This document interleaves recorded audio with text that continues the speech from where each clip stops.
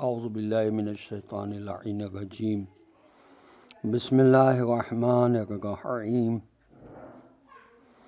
الحمد للہ رب العالمین والصلاة والسلام علی اشرف الانبیاء والمرسلین وعلی آلہ الطیبین الطاہرین المعصومین المظلومین اما بعد فقد قال اللہ سبحانہ وتعالی فی کتابہ المجید وفرقانہ الحمید وقولہ الحق وهو أصدق الصادقين بسم الله الرحمن الرحيم ولما وقع عليهم الرجز قالوا يا موسى ادع لنا ربك بما عهد عندك لئن كشفت عنا الرجز لنؤمنن لك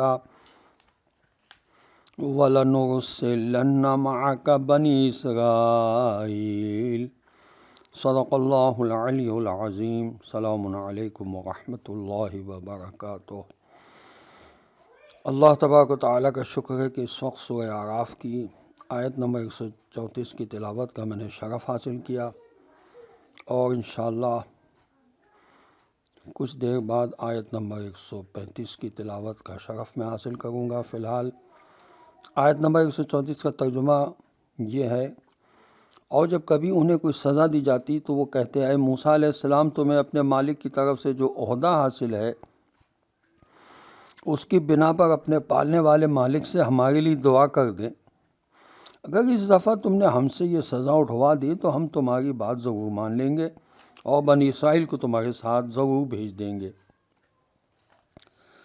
حضرت امام علی رضا علیہ السلام سے روایت ہے، اور یہ تفسیر صافی میں لکھی ہے صفحہ 180 پہ،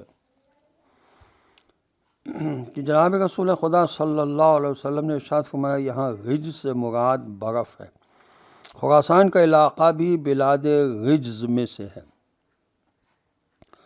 اور تفسیر مجموع البیان میں لکھا ہے کہ حضرت امام جعفر صادق علیہ السلام سے روایت ہے کہ جناب رسول خدا صلی اللہ علیہ وسلم نے ارشاد فرمایا فرعون کی قوم پر سرخ رنگ کی برف گری، انہوں نے ایسی برف کبھی نہ دیکھی تھی، اسی سے وہ مر گئے.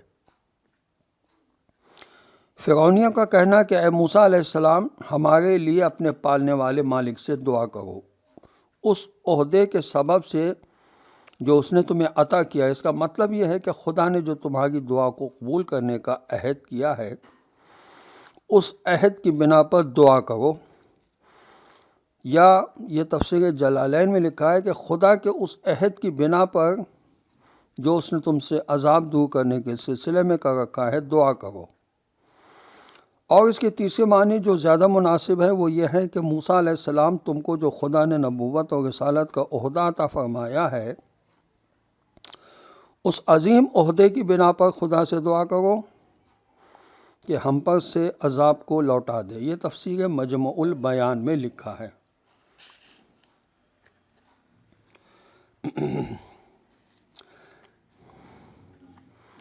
امام علیہ السلام کا ارادہ خدا کے ارادے اور مشیت کے عین مطابق ہے، اور وہ خدا کی ذات میں اس طرح ڈوبے ہوئے ہیں کہ ارادہ و مشیت الہی کی تکمیل کا وسیلہ اور ذریعہ ہیں. اسی لیے امام زمانہ جل اللہ تعالیٰ فرجہ شریف کی حدیث ہے کہ ہمارے قلوب مشیت الہی کے ظروف ہیں، جب وہ چاہتا ہے ہم بھی چاہتے ہیں.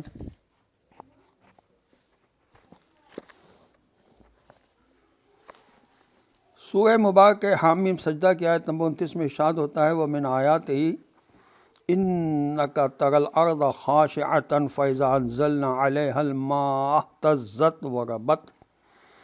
اور اس کی قدرت کی نشانیوں میں سے ایک یہ بھی ہے کہ تم زمین کو خشک اور بے آب و گیا دیکھتے ہو، پھر جب ہم اس پر پانی برسا دیتے ہیں تو وہ لہلہانے لگتی ہے، پھول جاتی ہے اور ابھرنے لگتی ہے. سورہ واقعہ کی آیت نمبر 67 تا 70 میں ارشاد الہی ہوتا ہے أَفَرَأَيْتُمُ الْمَاءَ الَّذِي تَشْرَبُونَ أَأَنْتُمْ أَنزَلْتُمُوهُ مِنَ الْمُزْنِ أَمْ نَحْنُ الْمُنزِلُونَ لَوْ نَشَاءُ جَعَلْنَاهُ أُجَاجًا فَلَوْلَا تَشْكُرُونَ. کیا تم نے پانی پر بھی نظر ڈالی جو تم دن رات پیتے ہو؟ کیا تم نے اسے بادل سے برسایا ہے یا ہم اسے برساتے ہیں؟ اگر ہم چاہیں تو اسے کھاری بنا دیں، پھر تم لوگ شکر کیوں نہیں کرتے؟ اب میں آیت نمبر 135 سورہ اعراف کی تلاوت کر رہا ہوں، اس کے بعد اس کا ترجمہ پیش کروں گا۔ بسم اللہ الرحمن الرحیم۔ فَلَمَّا كَشَفْنَا عَنْهُمُ الرِّجْزَ إِلَىٰ أَجَلٍ هُمْ بَالِغُوهُ إِذَا هُمْ يَنْكُثُونَ، مگر جب ہم ان سے ایک وقت تک کے لیے جس تک کہ وہ پہنچنے والے تھے سزا ہٹا لیتے تو وہ فوراً اپنے عہد کو توڑ ڈالتے۔ مطلب یہ ہے کہ جب عذاب الہی ان سے ٹل جاتا تو وہ سرکشی کرتے۔ تورات میں یہی مضمون بار بار آیا ہے۔ جب فرعون نے دیکھا کہ مہلت ملی تو اس نے اپنا دل سخت کیا، اور جیسا خداوند نے کہا تھا ان کی نہ سنی۔ یہ خروج میں لکھا ہے۔ اور فرعون نے اس بار بھی اپنا دل سخت کیا، ان لوگوں کو حضرت موسیٰ علیہ السلام کے ساتھ جانے کی اجازت نہ دی۔ یہ بھی خروج میں لکھا ہے۔ یم سے مراد وہ سمندر ہے جس کی گہرائی کا اندازہ نہ لگایا جا سکے۔ یہ تفسیر صافی میں لکھا ہے، صفحہ 180 پر۔ حضرت امام محمد باقر علیہ السلام سے روایت ہے کہ جناب رسول خدا صلی اللہ علیہ وسلم نے ارشاد فرمایا، جب جادوگر ایمان لے آئے تو حضرت موسیٰ علیہ السلام نے فرعون سے کہا کہ بنی اسرائیل کو میرے ساتھ جانے دے، مگر اس نے انکار کیا۔ اللہ نے اسی سال ان پر طوفان بھیجا جس سے ان کے گھر برباد ہو گیا اور ان کو خیموں میں رہنا پڑا۔ فرعون نے حضرت موسیٰ علیہ السلام سے کہا کہ اگر تم طوفان روک دو تو میں بنی اسرائیل کو آزاد کر دوں گا۔ حضرت موسیٰ علیہ السلام نے دعا کی تو طوفان رک گیا۔ اب فرعون نے بنی اسرائیل کو چھوڑنا چاہا تو حامان نے کہا کہ اگر تو نے بنی اسرائیل کو چھوڑا تو موسیٰ علیہ السلام تجھ پر غالب آ جائیں گے اور تیرا ملک تجھ سے چھین لیں گے۔ پس اس نے چھوڑنے سے انکار کر دیا۔ اس پر خدا نے دوسرے ہی سال ان پر ٹڈی بھیجی جس نے ہر درخت اور ہر پتے کو یہاں تک کہ ان کے داڑھیوں کے بال سب کھا لیے۔ فرعون نے توبہ کی۔ اسی صورت سے فرعون بار بار توبہ کرتا رہا، عذاب آتا رہا، لیکن بنی اسرائیل کو آزاد نہ کیا۔ آخری عذاب کے بعد بنی اسرائیل آزاد ہو گئے۔ فرعون اور اس کا لشکر غرق کر دیا گیا اور حضرت موسیٰ علیہ السلام بنی اسرائیل کو لے کر مصر سے نکل گئے۔ یہ تفسیر صافی میں لکھا ہے، صفحہ 180 پر۔ فرعون کی قوم پر برف کا عذاب بھی بھیجا گیا تھا۔ یہی ارادہ اور مشیت الہی ہے کہ حق ہمیشہ ائمہ علیہ السلام کے ساتھ ہے، اور جو بھی ان کے مقابلے پر آیا گمراہ ہو گیا، حق سے جدا ہو گیا اور خدا کا دشمن قرار پایا۔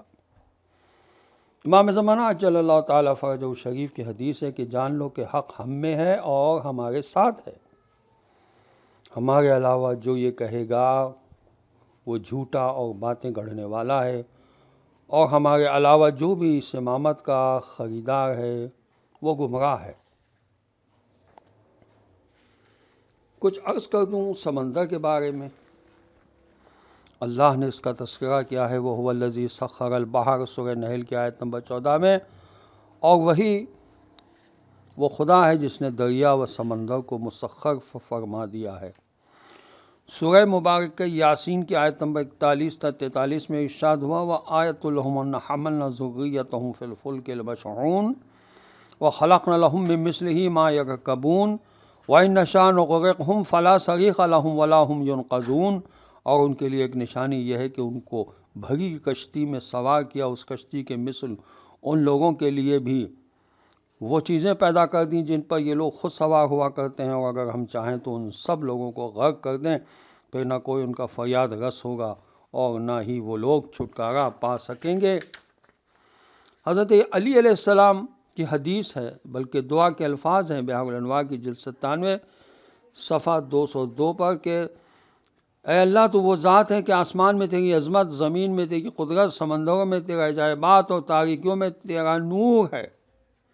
حضرت امام جعفر صادق علیہ السلام فرماتے ہیں، اگر تم خالق کی حکمت کی وسعت و مخلوق کے علم کی کوتاہ دامنی کو معلوم کرنا چاہتے ہو تو ذرا سمندر پر نگاہ ڈالو کہ اس میں انواع و اقسام کی مچھلیاں، پانی کے جانور اور صدف ہیں جن کی کوئی حد و انتہا نہیں ہے، نہ ہی ان کے فوائد کا کوئی حساب ہے۔ ان کی تعداد اور فوائد کو لوگ آہستہ آہستہ ان اسباب کے ذریعے پہچانیں گے جو پیدا ہوتے رہیں گے۔ وآخر دعوانا ان الحمد للہ رب العالمین۔ السلام علیکم ورحمۃ اللہ وبرکاتہ۔